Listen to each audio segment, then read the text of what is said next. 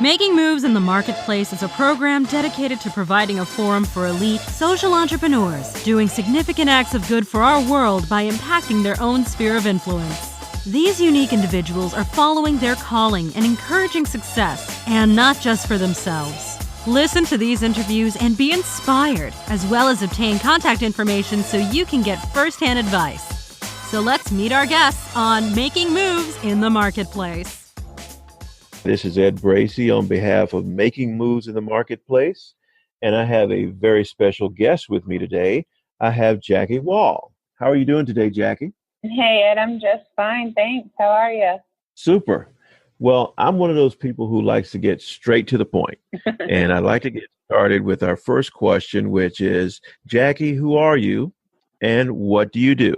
My name is Jacqui Wahl. I am an account executive for group sales with the Charlotte Hornets, the NBA team. My role is definitely called sales, but it's a little bit more of event planning. It involves anything around bringing a large group out to a game, and it could be anything from a corporate outing to a school fundraiser. But I tend to focus, and just because of what I prefer, on networking events through, the arena, different game dates, and nonprofit initiatives, because those are two things that are dear to me. So I just enjoy doing them a little bit more. That's great. So let me ask this question. How did you get started in doing something like that? Oh, I have kind of a very wavy path that brought me to where I'm at.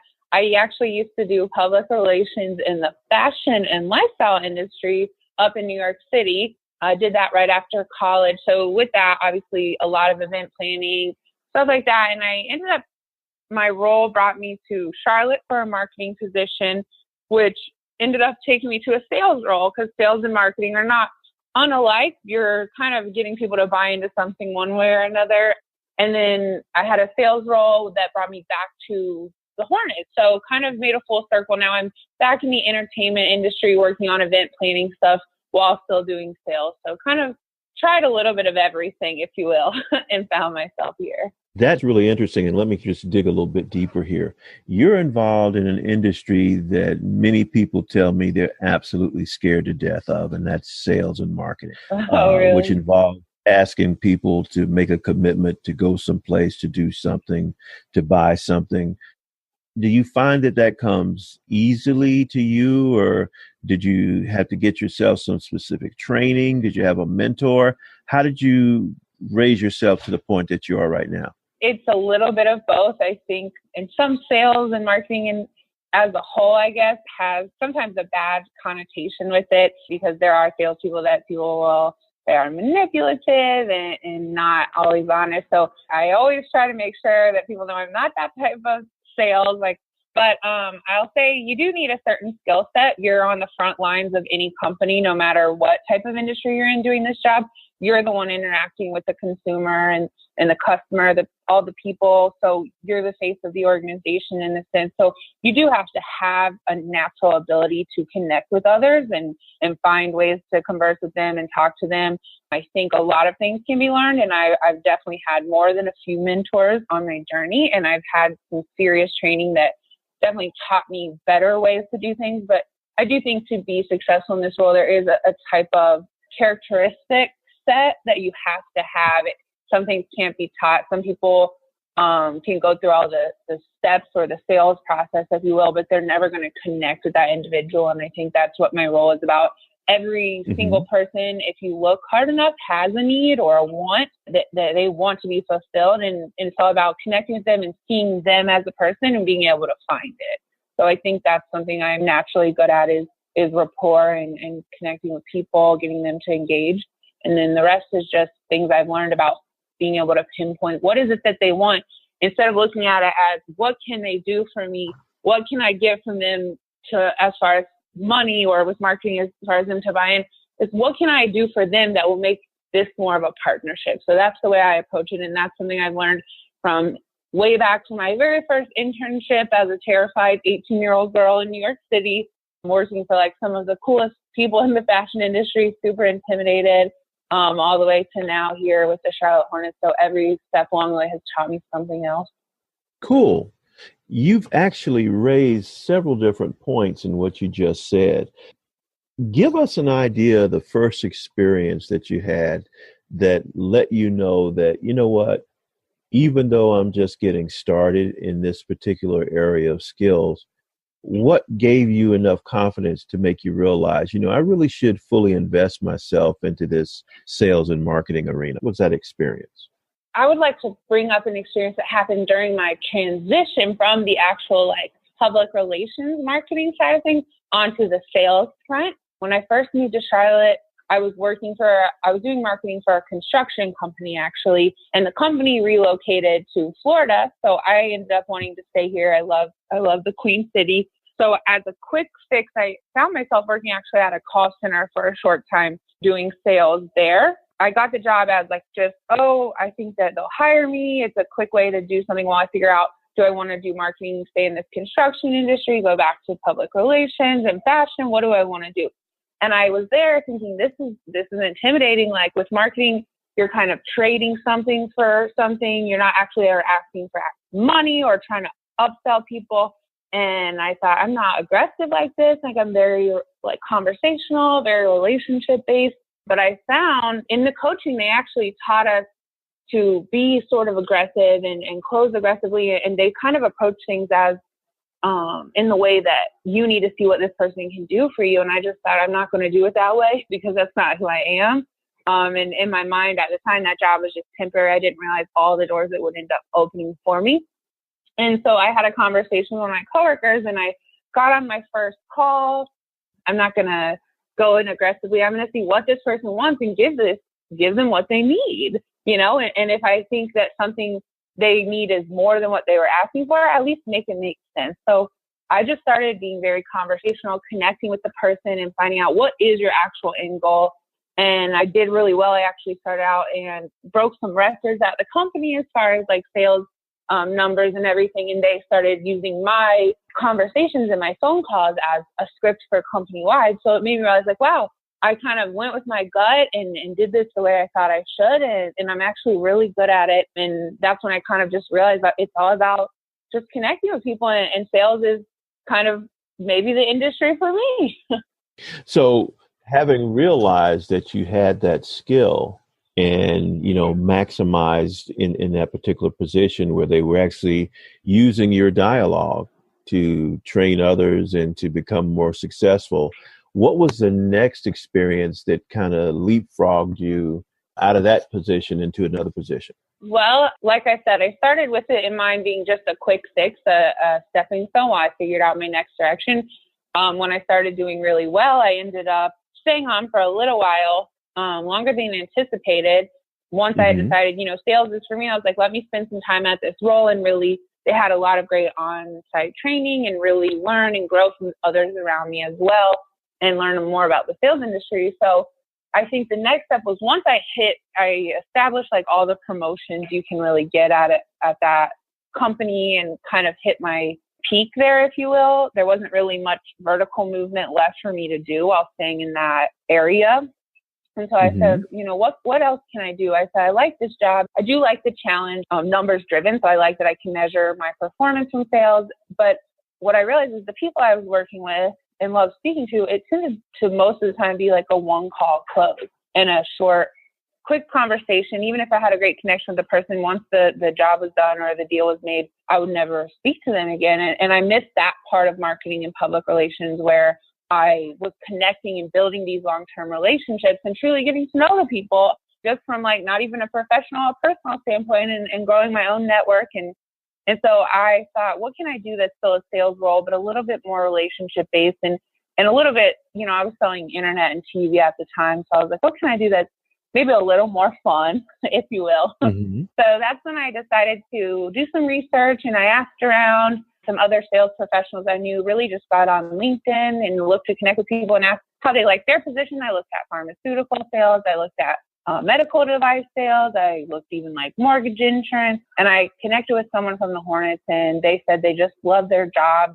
Literally, our job is making people happy and creating memories. So, and you work with these people year over year. A lot of these, we call them group leaders, our clients, they come out multiple times in a season and you're planning these events for them.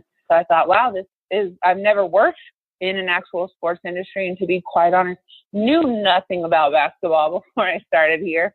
But I knew I could do this job, and I knew I could do this and do the relationship management side. And we don't really sell the actual game that much. It's more of the memory. So I came in for an interview and learned a little more about the position, and the rest is history. Super. So let's take a step back. We talked about how you got started and how you gained more confidence.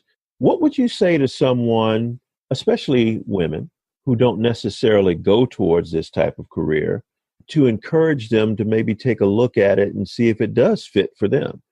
I would say that networking is probably the most important thing. Like I said, I wasn't sure if sales was for me, and then I started asking around. So I think even if you maybe aren't sure you can do it, there's so many different types of sales and different types of marketing. They're not all this person's a used car salesman, or this person, they're a marketing professional. They sit behind a computer all day and make flyers, or, So I think look on LinkedIn. That's a resource.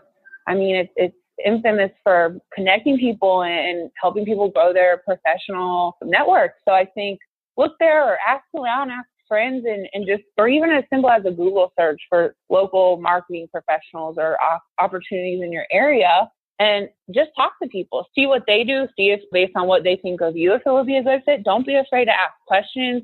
And if you try one type of sales or marketing role and it doesn't work out, don't be afraid to try another, because like I said, my last two roles were both sales, but could not be more polar opposite the way I do everything, my whole day to day, my conversations, my clients.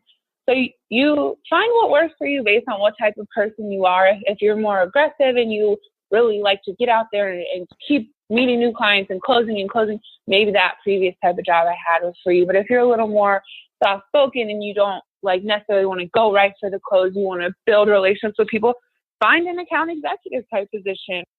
If there's an industry you're really passionate about, that helps. Like if someone maybe wasn't great at sales but super passionate about basketball, they may easily do well in this role that I'm in.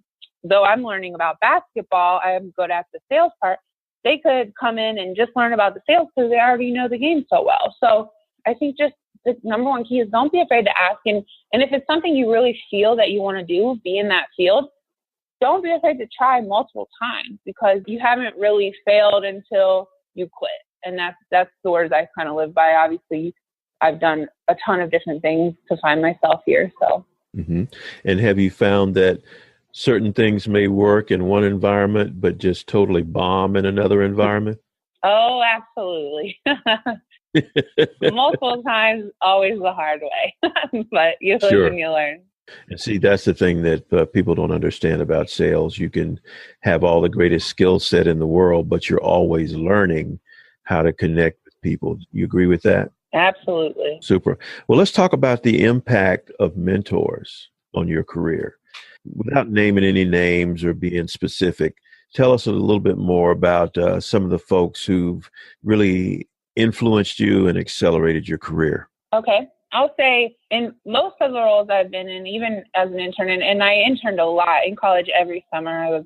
I was up in New York doing an internship in the fashion industry in a different area. And I think every internship, every position I've been in, there's always been one individual that I became a little bit closer with that was higher up in the company that kind of helped steer me toward the next position. I can almost look at it on, back in my mind, like a timeline that they were like connecting pieces. Each person, I think, led me to my next role. And I think in New York, there was one girl in particular. She was a senior publicist, and this was my second internship at this huge PR company, super high profile, like celebrities in and out. And I was just a young girl from Florida, like, oh my gosh, overwhelmed, but excited. And I got scatterbrained, I guess. When I first started, I was like lost, like, what do I do? It was so fast paced. And I was like, maybe I can't do this. When I would sit down to try to write a pitch or something, I would get overwhelmed. And she saw me, and she turns out was from like a small southern town. And she was like,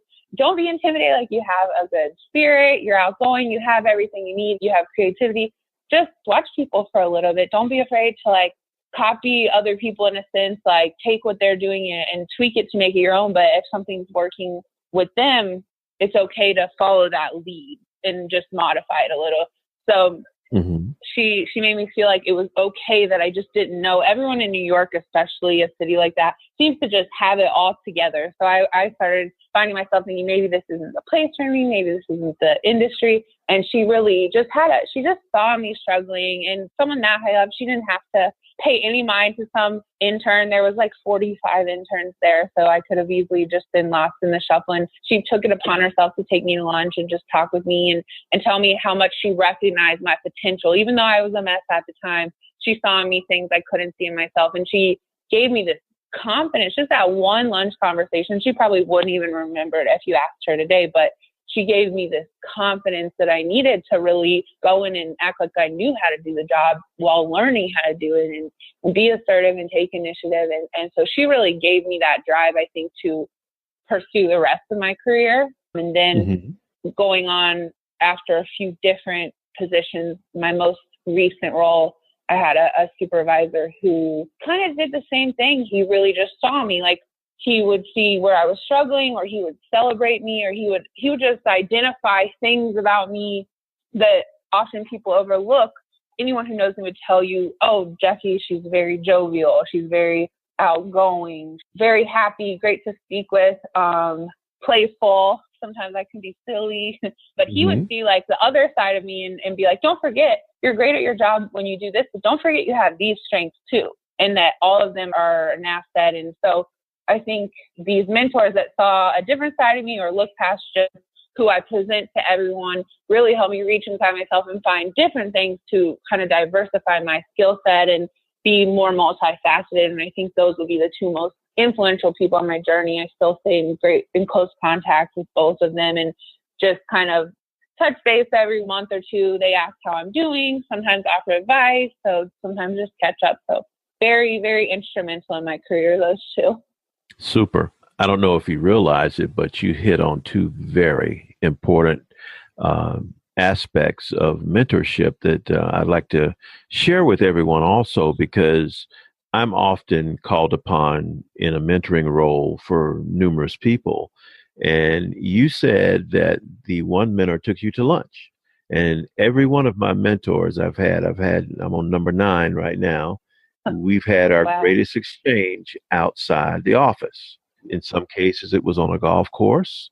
On some cases, it was across a cup of coffee in a restaurant. And in one case, it was traveling in the car. And the advice that was shared there was far more valuable and far more intimate than what I would have received in the office. So I absolutely applaud you for mentioning that.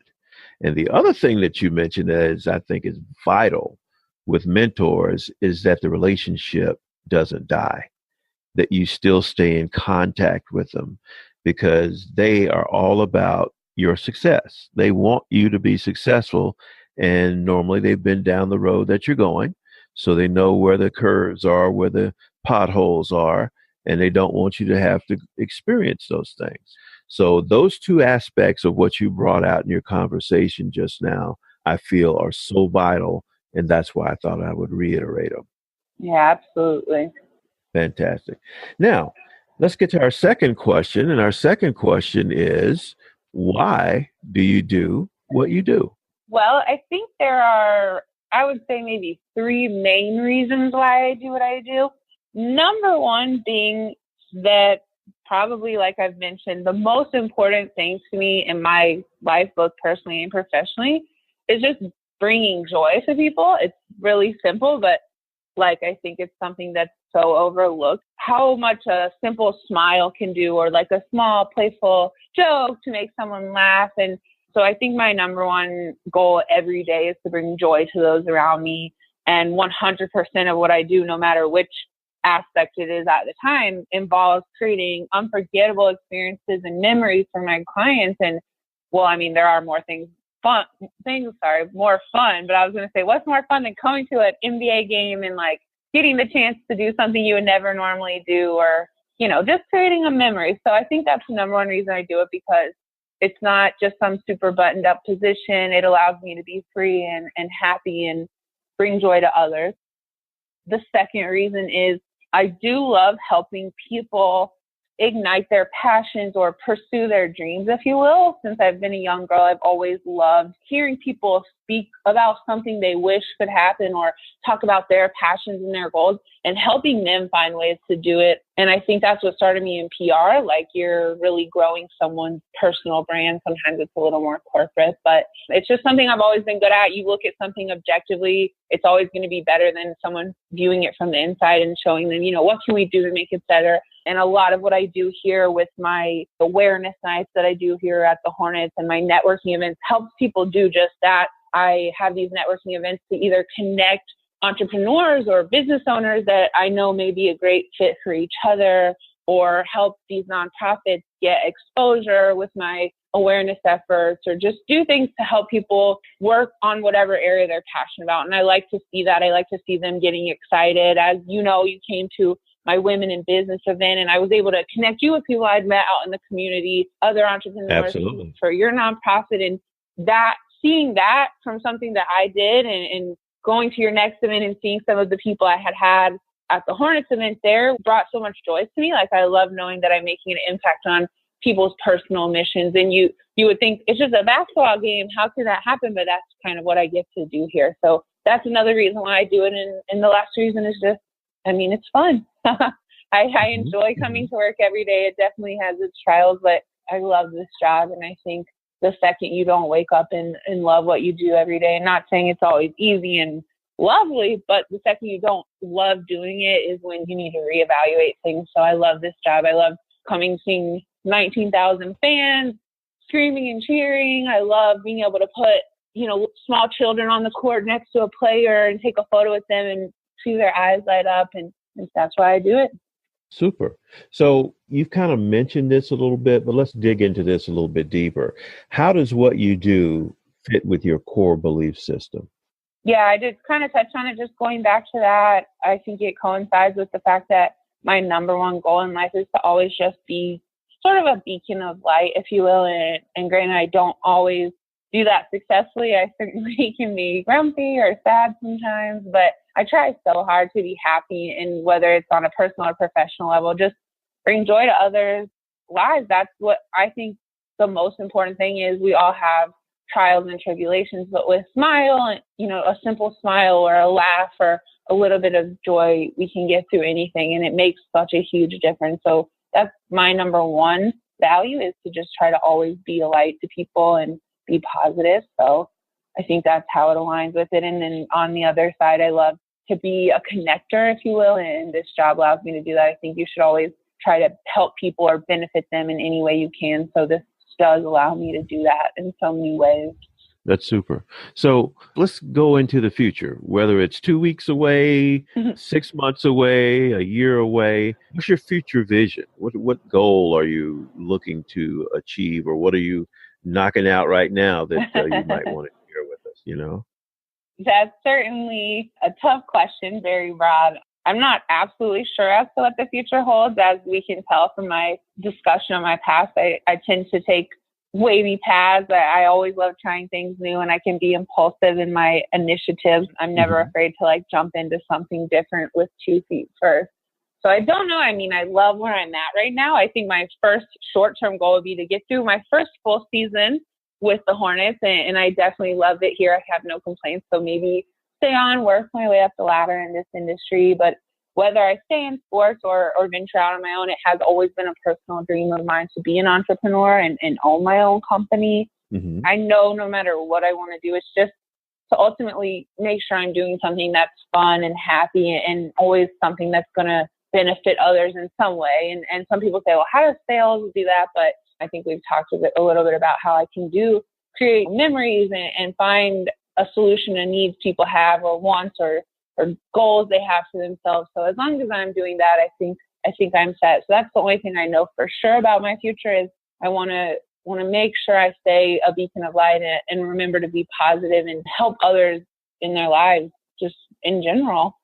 Now, I'm sure you realize if you sat down with a group of people in a room and everybody talks about what they do, most people would consider your job a dream job. You ever get that kind of feedback from people? I do. It's kind of surreal because it wasn't, to be honest, a dream job to me when I got it, because I'm not wasn't super passionate about basketball. But yes, I hear that a lot, and it's always a reminder to me to be humble and be so grateful for where I'm at. Mm-hmm. So in your attraction of guests and clients to, come out to the Hornets games, how can my audience get in contact with you? You can always email me. My email address is jwahl, which is JWAHL @hornets.com, and that's Hornets plural. Or you can call my office number. It's 704-688-9057. I'm always happy to talk with people. Like I said, I love helping people realize there's so much more than just a basketball game. This is a great way if you're a business owner to show client appreciation or employee appreciation. If you have a nonprofit and you want to gain exposure, this is a great way to do so. I have some efforts in what we call our community corner where I can do just that. Or if you want to look at doing a networking thing or find out about more events we have on that side, please don't hesitate to give me a call. I'm always happy to chat and see what we can do to help you out and create something special for you. Super. Well, I've appreciated the time with you today and definitely appreciate the feedback. You have given us a great amount of insight into, seeking a career in engagement and contact and sales and marketing and all those things. Is there anything else you would like to add before we sign off here? I think I would just close with my same quote that I think I mentioned earlier and really live my life by it. And that's just that you really haven't failed until you give up. So never be afraid to keep trying something different until you figure out what works. That's super. Well, Jacqui Wahl, we thank you for the time. I can't wait to get this out there so my audience can hear it and hear from someone who's on the front line every day, dealing with the public, talking to people, and engaging and getting them to be a part of what you're doing. Thank you so much. Thank you so much, Ed, for having me. All right. And on behalf of Making Moves in the Marketplace, this is Ed Bracey signing off until we meet again. Thank you. Thanks for joining us today for Making Moves in the Marketplace. Making Moves in the Marketplace is a production of Synergy of Empowered Women, an organization that provides a platform for donors, volunteers, and advocates committed to helping women achieve their greatest potential. We look forward to our next informative broadcast where we interview social entrepreneurs making moves in the marketplace.